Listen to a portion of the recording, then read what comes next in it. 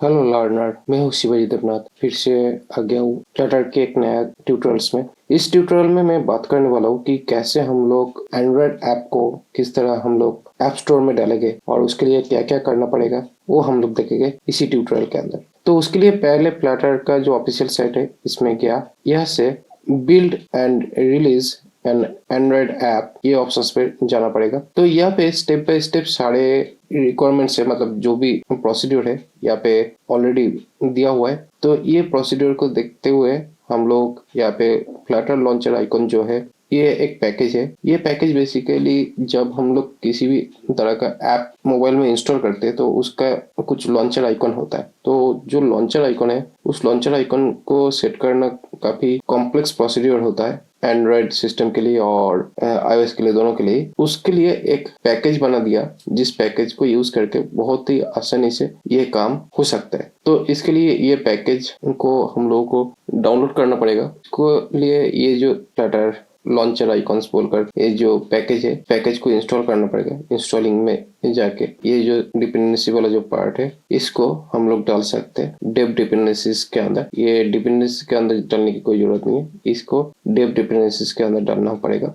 यहाँ पे पासपेक YML में गया मैंने और ये ऑलरेडी पैकेज जो था मेरा इंस्टॉल किया हुआ था। तो यहाँ पे मैं ये पैकेज को कॉपी करता हूँ, कॉपी करके इस पैकेज को यहाँ पे डाल देता हूँ। तो इस पैकेज को डालने के बाद विजुअल स्टूडियो कोड के अंदर ऑटोमेटिकली ये पैकेज को कॉल कर लेता है। इस पैकेज को कॉल करके इस पैकेज का जो भी कोड्स है उसको इंस्टॉल कर ले रहा है लोकली। तो ऑलरेडी ये पैकेज आ चुका है। तो इस पैकेज को आ जाने के बाद यहाँ पे कुछ सेटिंग होता है जो कि फ्लटर आइकॉन्स बोलकर बोलना पड़ेगा कि फ्लटर आइकॉन जो है उसका नाम क्या होगा।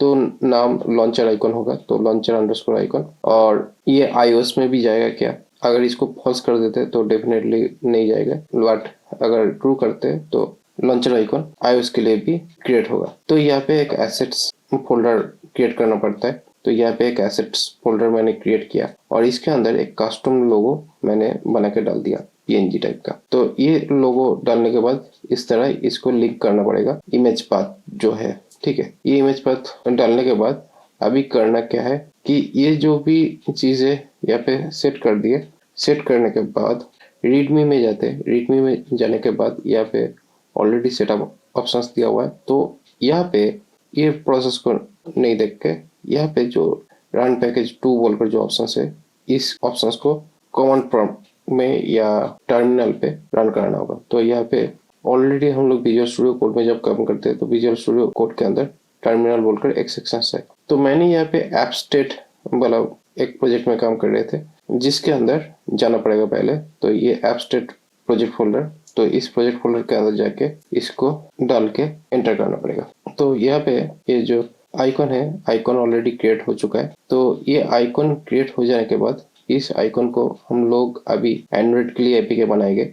एंड्रॉइड एपी के लिए यहाँ पे एंड्रॉइड बोलकर एक फोल्डर रहता है। जब हम लोग एप्लीकेशंस बनाना स्टार्ट करते हैं तो बेसिकली हम लोगों का मेन एप्लीकेशंस तो स्टार्ट होता है लिप फोल्डर से, बट पब्लिश्ड होता है अलग अलग फोल्डर के स्ट्रक्चर से, क्योंकि एंड्रॉयड का एक स्ट्रक्चर अलग होता है, iOS के लिए स्ट्रक्चर अलग होता है, मैक OS, वेब, लिनक्स और विंडोज के लिए भी अगर हो तो उसका भी अलग अलग फोल्डर स्ट्रक्चर मिलता है। तो ये जो फोल्डर स्ट्रक्चर है ये बेसिकली सिस्टम आर्किटेक्चर है स्पेसिफिक फॉर एंड्रॉयड डिवाइसेस। तो यहाँ पे जाके कुछ सेटिंग्स हम लोगों को मिलेगा। तो यहाँ पे इसके अंदर जाने के बाद, एंड्रॉयड फोल्डर के अंदर जाने के बाद यहाँ पे ऐप फोल्डर मिलेगा। ऐप फोल्डर के अंदर सोर्स फोल्डर मिलेगा। सोर्स फोल्डर के अंदर मेन बोलकर एक फोल्डर होता है। इसी मेन फोल्डर के अंदर IDS बोलकर जो फोल्डर है इसके अंदर एक्चुअली हम लोगों का जो आइकॉन मैंने बनाया यहाँ पे देखे थे वो आइकॉन ड्रॉवेल के अंदर सेटअप होता है। लेकिन ड्रॉवेल के अंदर कुछ XML फॉर्मेट में लॉन्चर बैकग्राउंड आइकॉन डाला गया है जो कि बाय डिफॉल्ट तो कुछ होगा नहीं, क्योंकि यहाँ पे किसी भी तरह का दूसरा आइकॉन बैठेगा नहीं। बट यहाँ पे कुछ लॉन्चर आइकॉन बोलकर यहाँ पे जो मैंने आइकॉन बनाया था उस आइकॉन का थोड़ा छोटा वर्जन्स में ये आइकॉन आ गया अलग अलग डिवाइसेस के हिसाब से, क्योंकि यहाँ पे अलग अलग डिवाइसेस के लिए अलग अलग लॉन्चर आइकॉन यहाँ पे क्रिएट हुआ है। तो इतना सारा डिवाइसेस के लिए अलग अलग लॉन्चर आइकॉन अगर क्रिएट करना पड़ता मैनुअली तो ये काफी टाइम टेकिंग काम होता था। तो इसीलिए यहाँ पे शॉर्ट प्रोसेस में हम लोगों को इसी पैकेज को यूज करना पड़ता है। तो ये पैकेज यूज करने के बाद यहाँ पे हम लोगों की जो भी आइकॉन की जरूरत है वो आइकॉन यहाँ पे आ चुका है। तो ये आइकॉन आ जाने के बाद इस आइकॉन को रजिस्टर ऑलरेडी ऑटोमेटिकली हुआ है, मैनुअली करते तो ये भी करना पड़ता। तो ऑटोमेटिकली हो जाने के बाद ये भी यहाँ पे जो आइकॉन अंडरस्कोर लॉन्चर ऐसे ही लिखते हैं एंड्रॉइड manifest.xml के अंदर। तो इस तरह लिखने के बाद यहाँ पे जो भी एप्लीकेशंस का लॉन्चर आइकॉन होगा, जैसे हम लोग आइकॉन बनाए उसी हिसाब से आ जाएगा। तो ये लॉन्चर आइकॉन का लोगो वाला पार्ट है। ये हो जाने के बाद अभी इसको बिल्ड करना पड़ेगा। तो इसका जो बिल्ड करने का जो प्रोसीजर है ये थोड़ा अलग होता है, क्योंकि वैसे भी इसको बिल्ड करने का सिंटेक्स काफी ज्यादा मुश्किल तो है नहीं, बट हम लोग अभी इसको रिलीज करना चाहते हैं प्ले स्टोर के लिए। तो प्ले स्टोर के लिए जब हम लोग इसको रिलीज करेंगे तो प्ले स्टोर में कैसे काम करता है, play.google.com/ करके यहाँ पे कंसोल में जाना पड़ेगा। तो ये जो play.google.com कंसोल जो है ये बेसिकली डेवलपर कंसोल होता है। ऑलरेडी मेरे पास काफी सारे डेवलपर्स अकाउंट है, ये मेरा पर्सनल डेवलपर्स अकाउंट है। ये डेवलपर्स अकाउंट में जाने के बाद आपको इस तरह ऐप डेवलपमेंट करने का एक पैनल मिल जाता है, जिसमें आप ऐप का सारे डिटेल्स डाल के आप ऐप को अपलोड कर सकते हो। तो यहाँ पे ऐप का नेम डिटेल्स सारे कुछ डाल सकते हैं। तो ये मैंने बाद में दिखाता हूँ। अभी करना क्या है, यहाँ पे ऐप डालने के लिए यहाँ पे माई माई कॉमर्स ऐप ऐसे नाम दिया। ये बेसिकली ऐप कैटेगरी का ऐप होगा। यहाँ पे क्या है बोल दिया कि फ्री में पब्लिश करेंगे। अगर फ्री कैटेगरी में ऐप पब्लिश करते हो तो ये ऐप बेसिकली फ्री में ऐप डालने के बाद पेड में डालना है तो हम लोग नया ऐप लॉन्च कर सकते हैं, उसमें कोई दिक्कत नहीं है। बट पेड ऐप डाल के तो कोई फायदा नहीं होगा शुरुआत के टाइम पे, तो इसलिए फ्री में ही डालना है। उसके बाद यहाँ पे कुछ डिक्लेरेशंस है, डेवलपर का जो पॉलिसी प्रोग्राम है वो उसको एक्सेप्ट करते हैं या नहीं है। तो ऐसे करके इसको क्रिएट करना होगा। क्रिएट करने के बाद यहाँ पे हम लोग ऐप डालेंगे। यहाँ पे जो ऐप लॉन्चिंग का जो प्रोसीड्योर है, यहाँ पे बेसिक ऐप का डिस्क्रिप्शन डालने के बाद यहाँ पे माई ई कॉमर्स ऐप बोलकर ये ऑप्शन आ चुका है। तो अभी हम लोगों का पब्लिश करना होगा। तो ऐप को पब्लिश करने के लिए यहाँ पे रिलीज करना होगा। तो रिलीज करने के लिए अलग अलग स्टेज में हम लोग रिलीज कर सकते हैं। एक टेस्टिंग फेज में रिलीज कर सकते हैं, एक प्रोडक्शन वर्जन में रिलीज कर सकते हैं। यहाँ पे बेसिक जो सेटअप है, यहाँ पे प्रोडक्शन में जाके क्रिएट न्यू रिलीज इसमें क्लिक करना होगा। तो यहाँ पे हम लोगों को एपीके फाइल डालना पड़ेगा, तब जाके यहाँ पे नेक्स्ट प्रोसेस में जा सकते हैं। इस एपीके फाइल को डालने के लिए यहाँ पे कुछ प्रोसीड्यूर होता है। इस प्रोसीड्यूर में यहाँ पे पहले की स्टोर में मैक और लिनक्स के लिए एक कमांड दिया हुआ है और एक विंडोज के लिए दिया हुआ है। इसको मैं पहले कॉपी कर लेता हूँ। कॉपी करने के बाद मैं इसको समझाता हूँ। तो मेरे पास मैं मैक में काम कर रहा हूँ तो मेरा ये वाला चलेगा। अभी इसको यहाँ पे डालते हैं। यहाँ पे डालने के बाद यहाँ पे क्या क्या चीज जानने की जरूरत पड़ेगा। पहला चीज ये की टूल आता है जावा के साथ। जावा 9 SDK अगर पहले से हम लोगों के सिस्टम के अंदर रहेगा तो ये की टूल जो कॉमन लाइन है ये हम लोगों के लिए काम करेगा। उसके बाद जेन की मतलब यहाँ पे एक की जनरेट होगा, कुछ वर्जन्स इंटरनली सेट होगा और ये की स्टोर एक कमांड है जो की स्टोर के लिए काम करेगा। और ये जो पार्ट है ये थोड़ा ज्यादा इम्पोर्टेंट है, क्योंकि ये एक्चुअल फाइल है जिस फाइल को यूज करके ये जो की होगा फाइल जनरेट होगा। ये फाइल कौन सी जगह पे रहना चाहिए। तो मैं चाहता हूँ कि ये फाइल जो है ये करंट एब्स्ट्रैक्ट बोलकर जो फोल्डर है उसके अंदर ही मैं रखना चाहता हूँ, क्योंकि ऐसा ना हो ये कि आप खो दिया और खोने के बाद आप फिर से ऐप को लॉन्च करने जाओगे, सेम प्ले स्टोर के अंदर आप नहीं डाल पाओगे।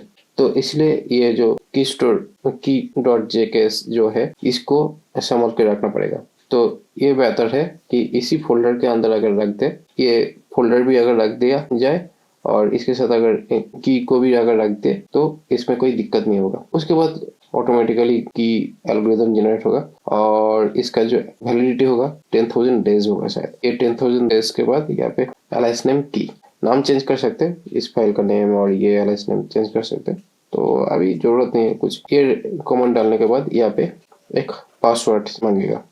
तो ये पासवर्ड आपके हिसाब से दे सकते हैं जो आपको सही लगे, क्योंकि ये आपका ऑथोरिटी पासवर्ड होता है। लेकिन आपको ये याद रखना पड़ेगा कि आपका जो पासवर्ड टूल जो है ये याद रहना चाहिए। तो यहाँ पे बोल रहा है कि ये जो key.jks जो फाइल है ये ऑलरेडी मेरे पास अवेलेबल है, तो इसको पहले डिलीट करना होगा। डिलीट करने के बाद फिर से मैंने इसको सेट कर रहा हूँ। यहाँ पे डिफॉल्ट में पासवर्ड दे रहा हूँ, ज़्यादा प्रॉब्लमेटिक ना हो इसी वजह से। तो मैंने यहाँ पे पासवर्ड बोलकर पासवर्ड दिया, तो और इसके बाद मैंने यहाँ पे अपना नाम डाल रहा हूँ, ऑथर नेम या developer name. Organisation name personal, organisation name है Midas technology PVT LTD, locality तो कोलकाता, स्टेट वेस्ट बंगाल, और कंट्री कोड होगा इंडिया IN। और ये सारे जो डिटेल्स मैंने दिया, ये सारे डिटेल्स यहाँ पे शॉर्ट फॉर्म में दिखा दिया कि ये सारे डिटेल्स करेक्ट है। अगर मैं यस बोलता हूँ तो डेफिनेटली मेरा ये जो k.js जो फाइल है ये क्रिएट होगा। बट इसके लिए पहले एक सिक्योरिटी की भी लगाना पड़ेगा, एनक्रिप्शन की। तो यहाँ पे एक एनक्रिप्शन की लगा देता हूँ। एनक्रिप्शन की लगाने के बाद ये जो फाइल है ये फाइल ऑलरेडी आ चुका है। इस फाइल को लेकर रजिस्टर करना पड़ेगा एंड्रॉयड फोल्डर के अंदर। तो उसके लिए ऑफिशियल साइट पे जाना पड़ेगा। तो यहाँ पे जाके कुछ सेटअप करना पड़ेगा। तो यहाँ पे key.properties बोलकर एक फाइल को क्रिएट करना पड़ेगा। यहाँ पे इस एंड्रॉयड फोल्डर के अंदर फाइल क्रिएट करना होगा जिसका नाम होगा key.properties।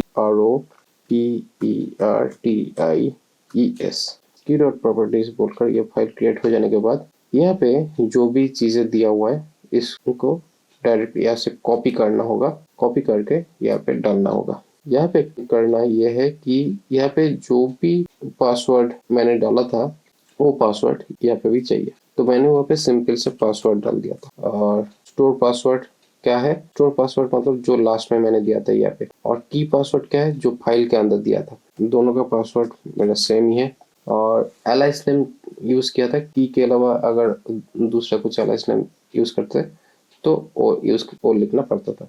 उसके बाद ये जो फाइल है जो कि सेम फोल्डर में रखा, प्रोजेक्ट फोल्डर के अंदर ही, यहाँ से कॉपी करते। कॉपी करने के बाद यहाँ से डायरेक्टली यहाँ पे पेस्ट कर देते। क्या होगा? लोकली हम लोग को इस फाइल को मिल जाएगा। अभी इस फाइल को रजिस्टर करना होगा। तो इसको रजिस्टर करने के लिए यहाँ पे build.gradle बोलकर फाइल होगा, जिस फाइल के अंदर यहाँ पे एंड्रॉयड बोलकर इस तरह का एक ब्लॉक दिखेगा। उस ब्लॉक के ठीक ऊपर में ये जो कोड है इसको डालना पड़ेगा। build.gradle जो है वो है ऐप फोल्डर के अंदर।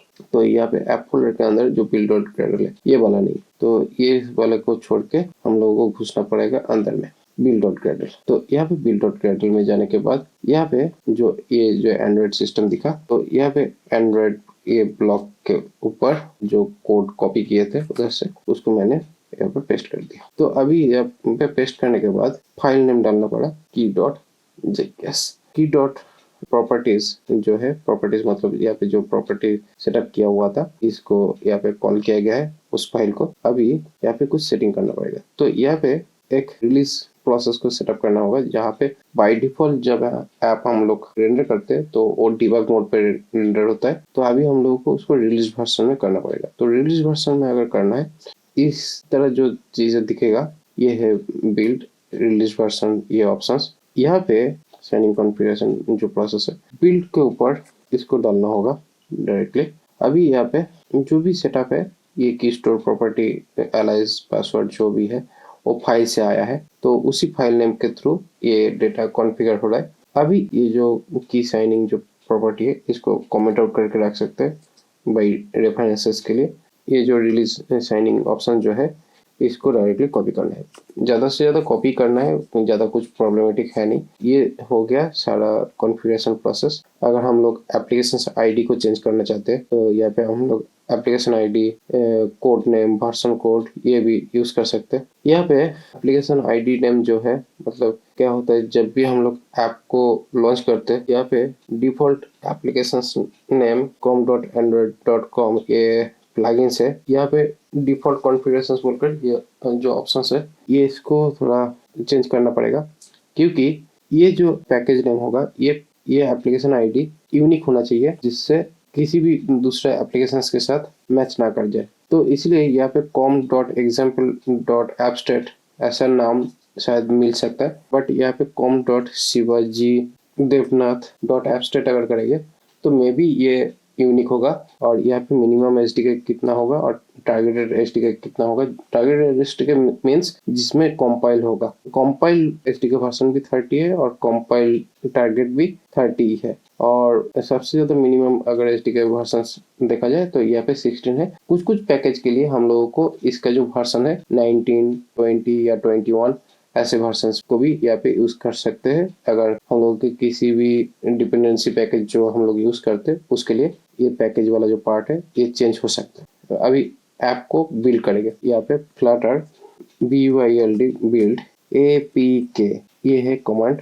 इसको अगर डालेंगे तो हम लोगों का जो ऐप है वो बिल्ड होना शुरू होगा। यहाँ पे ऐप बिल्ड होना शुरू हो गया, बट यहाँ पे ये ऐप जो है ये पूरी तरह से बिल्ड हुआ नहीं है क्योंकि डार्ट पैकेज थोड़ा अपडेट हुआ है, जिसके वजह से ये प्रॉब्लम आया है।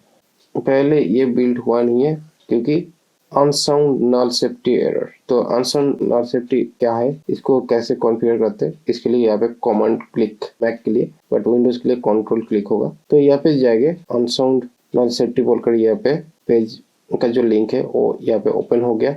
ओपन हो जाने के बाद यहाँ पे बोला कि अगर हम लोगों का पैकेज एसडीके एनवायरनमेंट इससे कम होगा तो सही होगा, नहीं तो एक काम करना पड़ेगा कि यहाँ पे नो साउंड नल सेफ्टी इसको डालना पड़ेगा। फिर से मैं एक बार ट्राई करता हूँ। तो अभी यहाँ पे इसको डालने के बाद तो देखते हैं अभी क्या होता है। अभी यहाँ पे एपीके फाइनली बिल्ड हो चुका है। तो ये एपीके जो बिल्ड हुआ है इसको कहाँ पे मिलेगा, तो यहाँ पे जो एंड्रॉइड फोल्डर है इसका काम हो चुका है। तो अभी मैं इसको बंद कर दिया। तो यहाँ पे बिल्ड फोल्डर के अंदर जाके ऐप फोल्डर के अंदर जाना पड़ेगा। यहाँ पे आउटपुट में जाना पड़ेगा। आउटपुट में जाके यहाँ पे फ्लटर एपीके में जाना पड़ेगा। फ्लटर एपीके जाने के बाद यहाँ पे app.release जो है इस फोल्डर में हम लोगों का जो ऐप है वो मिलेगा। तो ये जो ऐप है इस ऐप को ओपन करने के बाद अभी इसको डालेंगे अपने इस जगह पे जहाँ से ऐप को रिलीज करना है। यहाँ पे जो प्ले साइनिंग ऑप्शंस मांग रहा है तो ये इसको कंटिन्यू करेंगे क्योंकि हम लोगों का जो ऐप जो है वो ऑलरेडी साइनिंग करने का जो प्रोसीड्यूर है वो ऑलरेडी हो चुका है। तो अभी ऐप को लॉन्च करना होगा। जो फोल्डर हम लोग ओपन करके रखा था उसे ड्रैग एंड ड्रॉप करके छोड़ दिया। तो यहाँ पे जो ऐप है ये ऐप ऑलरेडी लॉन्च हो चुका है, मतलब अपलोड हो चुका है। यहाँ पे ऑलरेडी बोल रहा है कि एपीके वर्सेस ये है और यहाँ पे चारों स्क्रीनशॉट यहाँ पे ऑलरेडी है और इसके साथ 3 एंड्रॉयड ABI फाइल, मतलब एंड्रॉयड बाइनरी इंटरफेस कुछ है। बेसिकली हम लोग जब एंड्रॉयड ऐप बिल्ड करते तो यहाँ पे एंड्रॉयड ऐप बिल्ड करने के लिए एपीके फोल्डर जनरेट होता है, बट और एक पार्ट पे भी ऐप जनरेट होता है जिसका होता है ABI।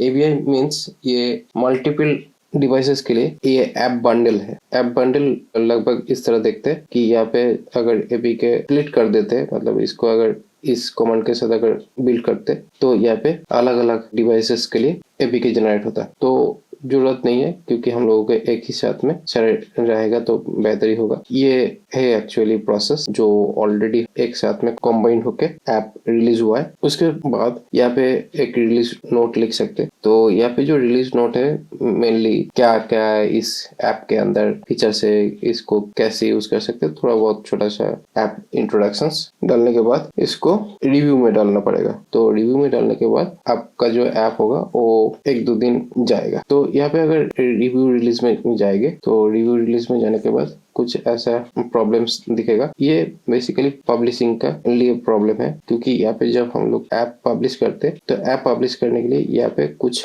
पॉइंट पे एंट्री करना पड़ेगा कि कैसे कैसे ये काम करता है। पहले यहाँ पे ऐप पब्लिशिंग का क्या क्या प्रॉब्लम आता है, पहले टेस्टर सिलेक्ट कर सकते हैं कि कौन कौन सी लोग इस ऐप को टेस्ट करने वाले, मतलब प्री लॉन्चिंग वे में इसको ऐप स्टोर में डाल के मल्टीपल डिवाइसेस में लेके देख सकते हैं कि कौन कौन सी मोबाइल डिवाइसेस में ऐप चल रहा है। उसके बाद उसको रोल आउट करके प्रोडक्शन फेज में ले जाना पड़ता है, जो कि मैंने डायरेक्टली प्रोडक्शन फेज में डाल दिया था, बट ये टेस्टिंग फेज से प्रोडक्शन फेज में आना चाहिए था और उसके बाद फाइनली रिलीज में आता है। ऐसा है प्रोसीड्यूर जो कि यहाँ पे बोल रहा है। अभी यहाँ पे कुछ और सेटअप की जरूरत पड़ता है जो कि स्टोर में कैसे प्रेजेंस होता है। ये ऐप रिलीज हो जाने के बाद अभी लिस्टिंग प्रोसीड्यूर में यहाँ पे ऐप का नेम डालना पड़ता है, ऐप का शॉर्ट डिस्क्रिप्शन डालना पड़ता है, ऐप का फुल डिस्क्रिप्शन, क्या ऐप है, कैसे काम करता है। उसके बाद जो मैंने आइकॉन दिया था वो आइकॉन डिटेल्स डालना पड़ेगा। उसके बाद कुछ फीचर्स ग्राफिक बैनर के हिसाब से यहाँ पे डाल सकते हैं। उसके बाद इस ऐप के ऊपर बनाया हुआ कुछ वीडियो जो यूट्यूब से लिंक कर सकते हैं डायरेक्टली यहाँ पे। उसके बाद यहाँ पे जो स्क्रीनशॉट होता है मिनिमम 2 और मैक्सिमम 8 स्क्रीनशॉट चाहिए। जहाँ पे स्टार मार्क दे रहा है वो डेफिनेटली डालना पड़ेगा। बट यहाँ पे एक काम कर सकते हैं शॉर्टकट प्रोसेस में कि हम लोग यहाँ पे 2 स्क्रीन डालने के बाद वही सेम स्क्रीनशॉट यहाँ पे भी डाल देंगे तो चल जाता है कभी कभार। ये जो प्रोसेस है ये प्रोसेस कम्प्लीटली स्टोर लिस्टिंग करने का प्रोसीड्यूर है। और जो पब्लिशिंग वाला जो पार्ट है, पब्लिशिंग करके टेस्टिंग करना, डिवाइस अनलॉक टेस्ट करना, कितने सारे डिवाइसेस में अपना जो ऐप जो हम लोग लॉन्च किए कितने सारे ऐप में चल सकता है, उसका सारे डिटेल्स यहाँ पे